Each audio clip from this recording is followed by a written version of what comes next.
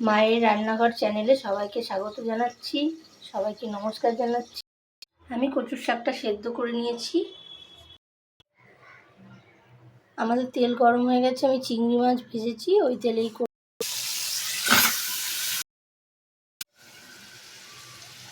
এটা একটু সময় আমি চিনি আর ভাজা মশলা দিয়েও মিক্স করে নিই। মায়ের রান্নাঘর চ্যানেলে সবাইকে স্বাগত জানাচ্ছি, সবাইকে নমস্কার জানাচ্ছি। আজকে আমি বানাবো কচুর শাক। তো কচুর শাকটা আমি কেটে ধুয়ে নিয়েছি পরিষ্কার করে। আর আমি বানাবো ছোলা আর চিংড়ি মাছ দিয়ে। চিংড়ি মাছটা আমি কেটে ধুয়ে নিয়েছি, ছোলাটা আমি রাতে ভিজিয়ে রেখেছি। ছোলা আর কচুর শাকটা আমি একটু সেদ্ধ করে নিই। আমি কচুর শাকটা সেদ্ধ করে নিয়েছি, ছোলাটাও সেদ্ধ করে নিয়েছি, চিংড়ি মাছগুলো ভেজে নিয়েছি।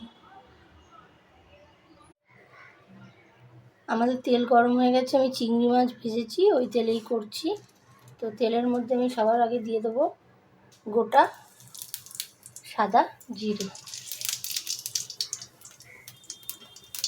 গোটা সাদা জিরে দিয়ে দিলাম, শুকনো লঙ্কা দিয়ে দিলাম আর তেজপাতা দিয়ে দিলাম।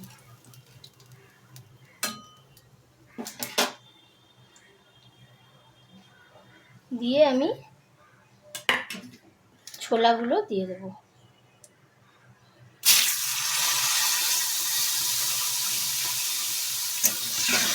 ছোলাগুলো দিয়ে একটু নাড়াচাড়া করে নিলাম।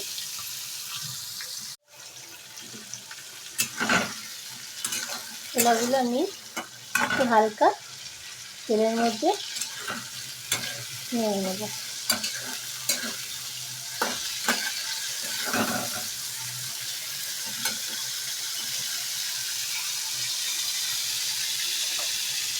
হালকা নিয়ে নেওয়ার পর আমি এর মধ্যে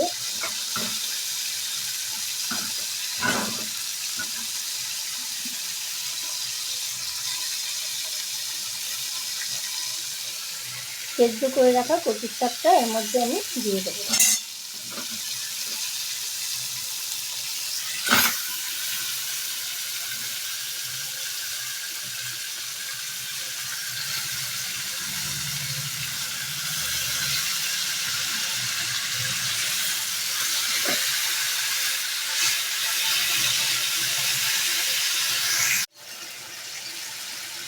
আমি কচুর শাকটা দেওয়ার পর ভালো করে মিক্স করে নিয়েছি।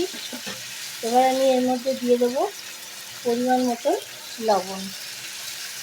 লবণটা পরিমাণ মতন দিতে হবে আর 1 চামচ হলুদ। এবার আমি ভালো করে এটা নেড়ে নেব। এটা একটু সময় সাপেক্ষ, একটু সময় নিয়ে গ্যাসের ফ্লেম মিডিয়াম করে নাড়তে হবে। এটা যত শুকোবে তত টেস্ট হবে। তো এটা আমি মোটামুটি নাড়তে নাড়তে আমি অনেকটাই শুকিয়ে ফেলেছি। এবার আমি ভেজে রাখা চিংড়ি মাছগুলোও দিয়ে দেবো। দিয়ে আবারও আমি এটাকে নাড়ব। আমাদের কচুর শাকটা একদম রেডি হয়ে গেছে। এই যে কড়াইয়ে তেল ছেড়ে দিচ্ছে, মানে একদম শুকনো হয়ে গেছে। এবার আমি এটাকে নামানোর দিকে। তো নামানোর আগে আমি এখানে 1 চামচ চিনি দিয়ে দিলাম। চিনিটা দিতেই হবে কচুর শাকে, নাহলে একটু ভালো লাগবে না। আর অল্প ভাজা মশলা দিয়ে দিলাম আমি এটাকে ভালো করে নেড়ে নামিয়ে নেব। আমি চিনি আর ভাজা মশলা দিয়েও মিক্স করে নিয়েছি। এবার আমি এটাকে নামিয়ে নেব।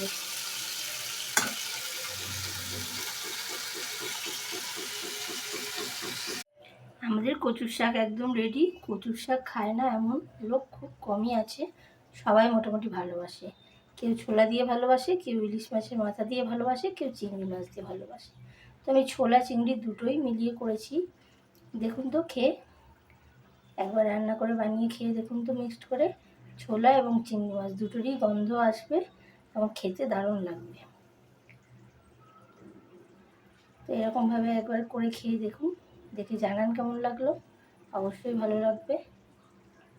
দেখতেও যতটা সুন্দর, খেতে তার চেয়েও বেশি সুন্দর হয়েছে।